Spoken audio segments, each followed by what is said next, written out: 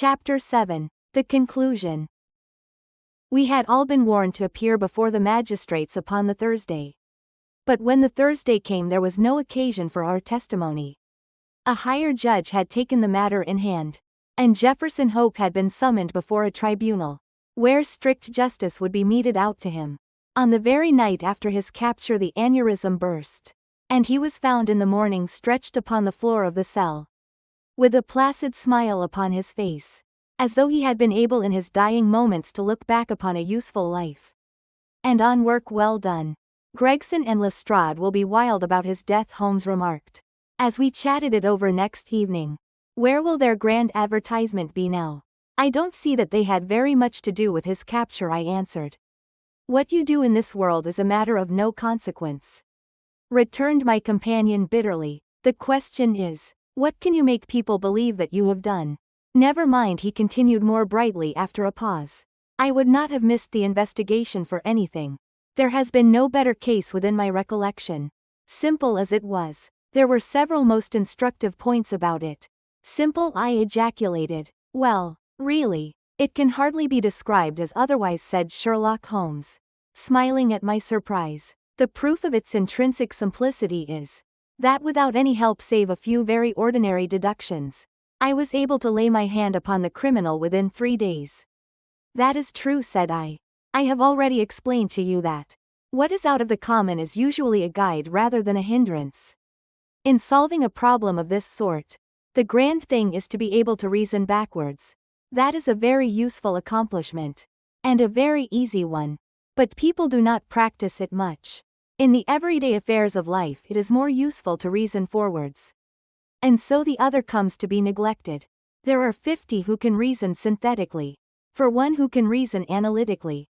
"I confess," said I, "that I do not quite follow you. I hardly expected that you would.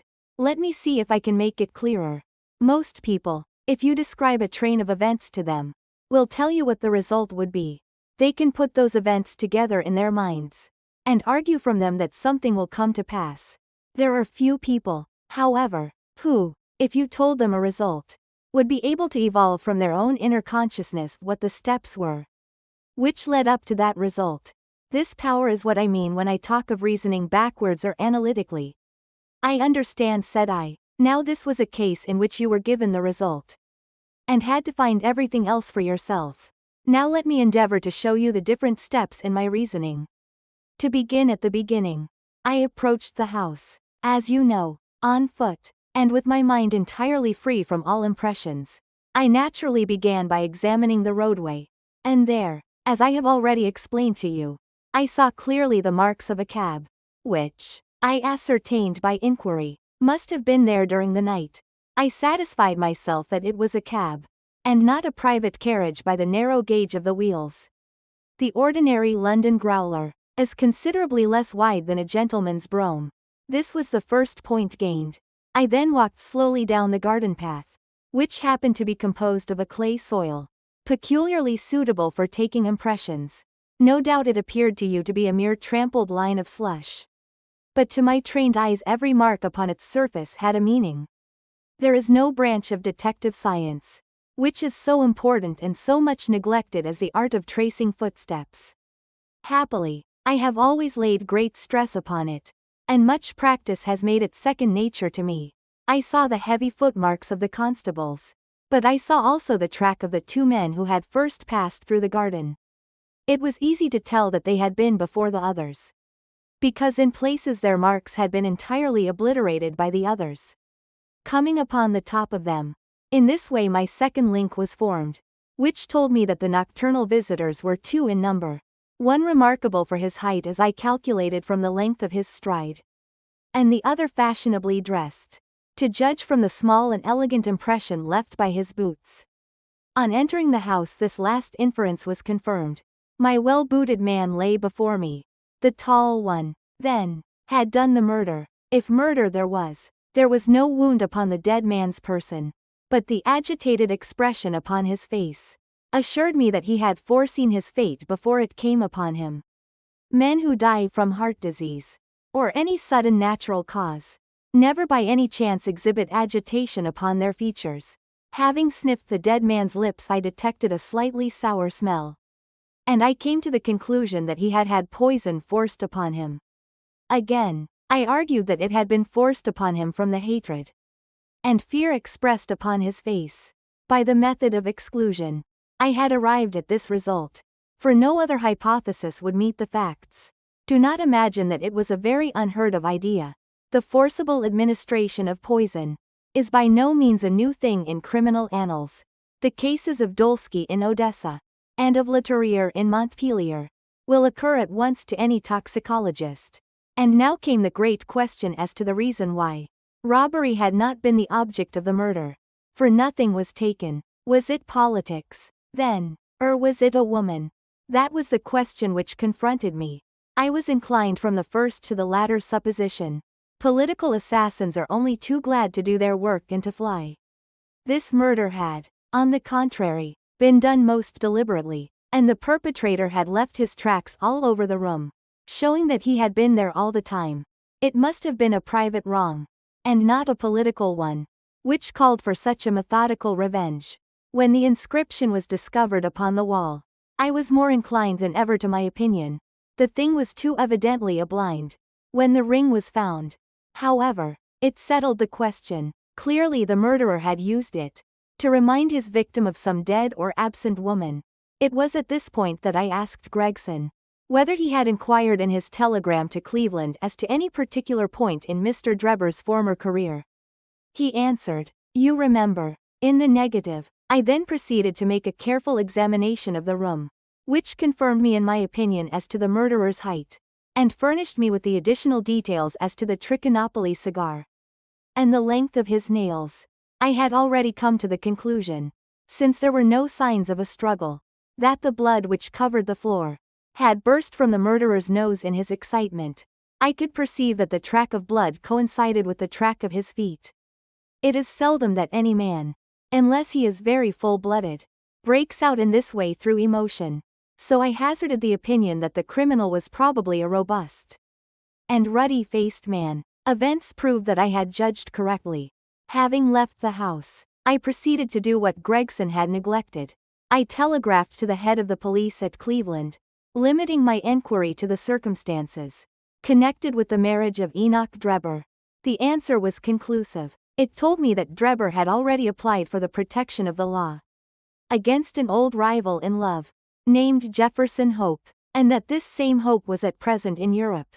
I knew now that I held the clue to the mystery in my hand, and all that remained was to secure the murderer. I had already determined in my own mind that the man who had walked into the house with Drebber was none other than the man who had driven the cab. The marks in the road showed me that the horse had wandered on in a way which would have been impossible had there been anyone in charge of it. Where then could the driver be? Unless he were inside the house. Again, it is absurd to suppose that any sane man would carry out a deliberate crime under the very eyes, as it were, of a third person, who was sure to betray him. Lastly, supposing one man wished to dog another through London, what better means could he adopt than to turn cab driver? All these considerations led me to the irresistible conclusion that Jefferson Hope was to be found among the Jarvies of the metropolis. If he had been one, there was no reason to believe that he had ceased to be. On the contrary, from his point of view, any sudden change would be likely to draw attention to himself. He would, probably, for a time at least, continue to perform his duties. There was no reason to suppose that he was going under an assumed name. Why should he change his name in a country where no one knew his original one? I therefore organized my street Arab detective corps, and sent them systematically to every cab proprietor in London, until they ferreted out the man that I wanted. How well they succeeded, and how quickly I took advantage of it, are still fresh in your recollection. The murder of Stangerson was an incident which was entirely unexpected, but which could hardly in any case have been prevented. Through it, as you know, I came into possession of the pills, the existence of which I had already surmised. You see, the whole thing is a chain of logical sequences without a break or flaw. It is wonderful, I cried. Your merits should be publicly recognized. You should publish an account of the case. If you won't, I will for you. You may do what you like, doctor, he answered. See here, he continued, handing a paper over to me.